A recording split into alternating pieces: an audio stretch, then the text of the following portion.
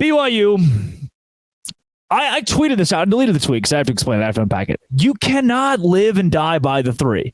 And somebody's like, oh, well, BYU didn't live and die by the three in this game. And I could see how you got to that conclusion. I could see that because Baylor shot about the same amount of three-pointers as BYU did. It's not like one team was just jacking them up. BYU went 9 for 24. The problem is BYU doesn't have a ton of scoring outside of the three-pointer. BYU doesn't have a ton of options outside of that. Even when they shoot 49%, make 26 field goals, it never felt like BYU got into an offensive rhythm. And then the defense is not good enough to compete for a Big 12 championship. I think BYU's turning around, looking around, going, oh, we were really good at shooting the three-pointers, and that was like a thing we could lean on. But now that we can't, what do we do? What do we do? It's going to take some time to figure that out. I think BYU is going to take some time to figure that out. 81-72, the final. BYU is up by 6 at halftime against Baylor. Hate the camera angle.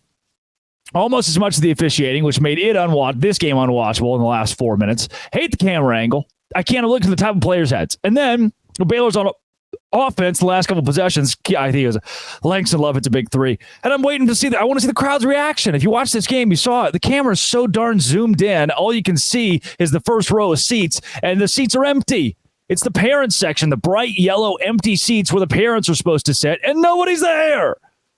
I don't know. This game just made me upset. BYU, again, 12-3. When you got coaches that are slamming water bottles into your own radio team's face, here's what I did like about BYU. This was not like I've been there. I've been to Provo. You knew that. And I've seen BYU do stuff. It's usually pretty buttoned up and nice and kind. This was not a very kind basketball team. This basketball team had some moxie. It had an edge. It was frustrating. It frustrated Baylor fans. They're like, oh, these dudes are punks. And that I like.